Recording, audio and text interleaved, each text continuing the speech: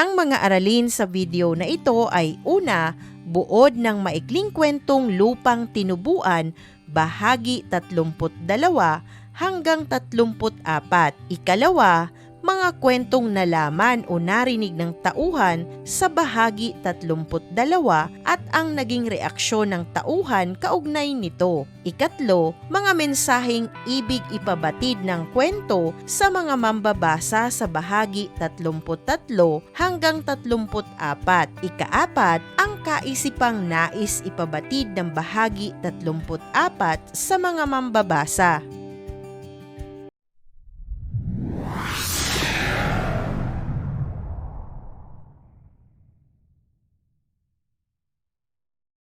Sabay-sabay nating unawain at basahin ang bahagi 32 hanggang 34 ng maikling kwentong Lupang Tinubuan. Habang nakahimlay si Danding sa bukid, unti-unting napapawi ang kanyang lungkot, pagod at agam-agam. Sa lupang iyon, ang lupang sinilangan ng kanyang ama. Nakaramdam siya ng kakaibang kapanatagan. Ang palakas na hangin na may dalang amoy ng lupa at bango ng nakamandalang palay ay tila nagpapagaling sa kanyang damdamin. Naalala ni Danding ang mga kwentong isinalaysay ni Lolo Tasio tungkol sa kabataan ng kanyang ama, ang pagpapalipad ng saranggola, ang pagkahulog sa kalabaw, ang unang pag-ibig sa bunton ng palay. Ang mga alaalang ito ay naging buhay sa kanyang gunita. Siya'y napangiti, natawa ng marahan at mas lalong idinikit ang sarili sa lupa. Sa sandaling iyon, nakaramdam siya ng malalim na pagkakaugnay sa bukid na minsan nang diniligan ng luha at halakhak ng kanyang ama. Para kay Danding, ang lupa ay hindi na basta tanawin. Ito ay bahagi ng kanyang pagkatao. Sa sandaling iyon ng katahimikan, tila nahawakan ni Danding ang lihim ng pag-ibig sa lupang tinubuan. Nauunawaan na niya kung bakit napakasakit ng mapalaya sa sariling bayan at kung bakit handang suungin ng mga anak ng bayan ang unos upang makabalik lamang sa inang bayan. Naliwanagan siya kung bakit ang mga bayani tulad ni Rizal at Bonifacio ay naghandog ng kanilang buhay. Hindi lamang ito sa malalaking ideya ng kalayaan, kundi dahil sa konkretong lupang kanilang minahal. Ang lupang kinalalagyan ng mga tahanan, kabuhayan, pamilya, alaala at pamana ng mga angkan. Sa ganitong pag-unawa, muling napangiti si Danding. Isang ngiting may kasamang pagkamulat at pagpapahalaga. Habang lumalalim ang kanyang pagninilay, narinig ni Danding ang mga tinig sa may baybay na tumatawag sa kanyang pangalan. Dahan-dahan siyang tumayo. Gabi na at nilalamon na ng dilim ang paligid. Wala mang buwan at madilim ang langit, nakikita pa rin niya ang mga kawayan, mga tahimik na saksi sa kauna-unahang tula ng kanyang ama at ang aandap-andap na mga bituin na minsang naging saksi sa unang pag-ibig nito. Sa kabila ng dilim, nanatiling malinaw sa kanyang isipan ang mga alaala. Ipinahihiwatig nito na ang liwanag ng alaala at pagmamahal sa pinagmulan ay hindi kayang patayin ng dilim o ng panahon.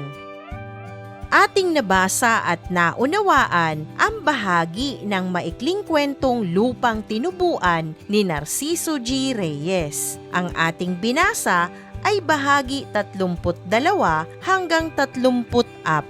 Dumako naman tayo sa pagsusuri. Ano nga ba ang mga kwentong nalaman o narinig ng tauhan sa bahagi 32 at ano ang reaksyon ng tauhan kaugnay nito? Narito ang maaari mong maging gabay na sagot. Ang mga kwentong narinig ni Danding ay tungkol sa kanyang ama. Sa bahagi 32, muling bumalik sa kanyang alaala ang mga kwento at salaysay mula kay Lolo Tasio. Una, ang pagpapalipad ng saranggola sa bukid, ang pagkahulog sa kalabaw habang tumutulong sa bukid, ang unang pag-ibig nito at ang pagkahuli na kasama ang dalaga sa bunto ng palay. Sa mga napag-alaman ni Danding, siya'y napangiti at natawa ng marahan, tanda ng pag-aliwalas ng damdamin. Mas naging malapit ang kanyang pakiramdam sa lugar at sa ama. Nakaramdam siya ng pagkakaugnay at pag-aangkin sa bukid bilang bahagi ng kanyang pagkatao. Ang mga kwentong ito ang naging tulay upang maramdaman ni Danding na hindi siya dayuhan sa malawig. Sa pamamagitan ng alaala ng ama, naging kanya rin ang lupa at kasaysayan nito. Ikalawa, tukuyin natin ang mga mensaheng ibig ipabatid ng kwento sa mga mambabasa sa bahagi 33 hanggang 34. Narito ang maaari mong maging gabay na sagot. Ang mga mensaheng ibig ipabatid ng kwento sa mga mambabasa ay: una, ang pag-ibig sa bayan ay nagsisimula sa pag-ibig sa lupang tinubuan. Hindi rasyonal ang konsepto ng pagmamahal sa bayan. Ito ay nagmula sa lupang kinalakhan, pamilyang naroon, mga alaala at karanasang nakaukit dito. Ikalawa, ang sakripisyo ng mga bayani ay bunga ng konkretong pagmamahal. Ipinapakita na sina Rizal at Bonifacio ay hindi lamang namatay dahil sa ideolohiya, kundi dahil sa malalim na ugnayan sa lupa, tao at alaala ng bayan. Ikatlo, ang alaala at pinagmulan ay patuloy na gumagabay sa kasalukuyan. Kahit madilim ang paligid sa bahagi 34, nananatiling buhay ang alaala ng ama, sumisimbolo sa patuloy na paggabay ng nakaraan sa kasalukuyan. Ikatlo, ano nga ba ang mga kaisipang nais ipabatid ng bahagi 34 sa mga mambabasa? Narito ang maaari mong maging gabay na sagot. Ang tunay na liwanag ng buhay ay hindi nagmumula sa pisikal na liwanag, kundi sa alaala, pag-ibig at pagkakaugat sa pinagmulan. Sa bahagi 34, gabi na at madilim ang paligid, ngunit nakikita pa rin ni Danding ang mga kawayan at bituin, mga saksi ng kasaysayan ng kanyang ama. Ipinahihiwatig nito na maaaring magdilim ang buhay, maaaring mawala ang mga tao, ngunit ang alaala, pag-ibig at ugnayan sa pinagmulan ay mananatili. Ito ang huling pagkamulat ni Danding. Ang lupang tinubuan ay hindi lamang lugar. Ito ay alaala, pagkakakilanlan at patuloy na liwanag ng pagkatao. Isang mahalagang aralin muli ang iyong napanood. Maraming salamat sa panonood sa channel na Aralin sa Filipino. Huwag mag-atubiling mag-comment ng inyong tanong, suggestions o paglilinaw ukol sa aralin.